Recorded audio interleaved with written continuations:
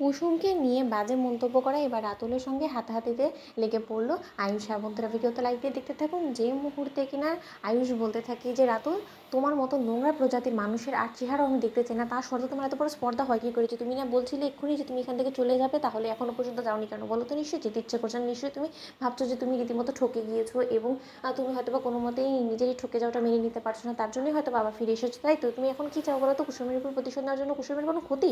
অন্যদিকে রাতুল যখন বলতে থাকে যে না আয়ুষ স্যার, না, আমি আপনার রীতিমতো সর্বনাশটা নিজের চোখে দেখার জন্য রীতিমতো এখানে এসেছি, কারণ আমি তো জানতাম না যে কোনোভাবেই যে আপনি এতটাই দয়ালু হয়ে উঠবেন যে বাড়ির কাজের মেয়েকে অবধি নিজের স্ত্রী হিসেবে গ্রহণ করে নিতে আপনি একবারও দ্বিধাবোধ করবেন না। আপনি একবারও ভেবে দেখেছেন যে যে মেয়েটা কিনা আমার হতে পারলো না, যাকে কিনা আমি সবটুকু ঢেলে দিয়ে ভালোবেসেছিলাম, সেই মেয়েটা হঠাৎ করে আপনার কী করে হয়ে গেল বলুন তো? কারণ সেই মেয়েটার উদ্দেশ্য এটাই ছিল যে সে এরকম বড় বিলাসিতা এবং বড়লোক বাড়ির বউ হবে, এবং আপনি বা ঈশান আপনাদের দুজনের উপরে ওর প্রথম থেকেই নজর ছিল, এবং তার জন্যই ও প্রথম থেকে ওর টার্গেট হাসিল করার জন্য উঠে পড়ে লেগেছিল। তার জন্য প্রথমে অজয়কে ওর ভালো লাগেনি, তারপরে রাতুলকেও ভালো লাগেনি, এবার শেষ টার্গেট আপনি ছিলেন, এবং অবশেষে ও নিজের পরিকল্পনা সাকসেসফুল হয়েছে। অন্যদিকে আয়ুষ যখন বলতে থাকে যে রাতুল, আমি কিন্তু অনেকক্ষণ ধরে তোমার বাজে মন্তব্যগুলো কুসুমের বিরুদ্ধে বরদাস্ত করছি, তুমি ভুলে যাও না যে কুসুম কিন্তু এখন আমার স্ত্রী, এবং আমার স্ত্রীর অপমান আমার সামনে কেউ করবে সেটা কিন্তু আমি কোনোভাবেই বরদাস্ত করবো না। অন্যদিকে রাতুল বলতে থাকে যে স্যার, আপনি কেন বুঝতে পারছেন এখনও পর্যন্ত? বলুন তো যে আপনার ভবিষ্যৎ এই মেয়েটার সঙ্গে রীতিমতো অন্ধকার ছাড়া কোনো কিছু না, কারণ আপনি এরকম একটা বড়লোক বাড়ির ছেলে, আপনি এরকম কোটি কোটি ভালো মেয়ে পেয়ে যাবেন, কিন্তু তার সত্ত্বেও কুসুমের মতো নোংরা প্রজাতির মেয়েকে আপনি আপনার জীবনের জায়গা দিয়ে আপনি নিজের পায়ে নিচে রীতিমতো কুড়োল মেরেছেন।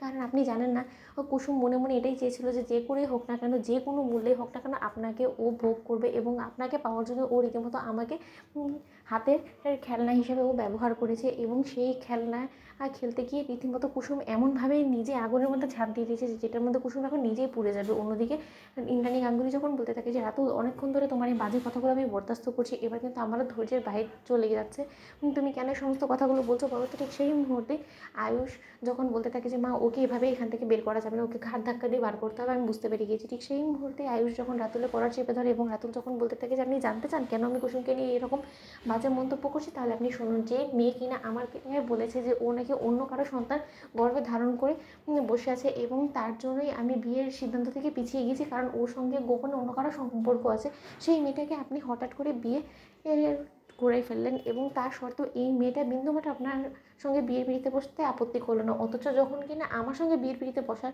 কথা ছিল, তখন ও সাফ সাফ আমাকে বলে দিল যে ও কোনোভাবেই চায় না যে অন্য কারো সন্তানের দায়ভার আমি নিই। তাহলে ওই একই কথা আপনাকে কেন বললো না? তার কারণ ও কোনো মতেই প্রেগনেন্ট না, এবং আমার কেন জানি না মনে হচ্ছে যে ওর সকল কিছু এটা একটা নাটক ছাড়া অন্য কোনো কিছুই ছিল না, শুধুমাত্র আপনার সঙ্গে বিয়ের সম্পর্কে জড়ানোর একটা ইচ্ছে ছিল। তো বন্ধুরা, লাইক শেয়ার করে সাবস্ক্রাইব করো।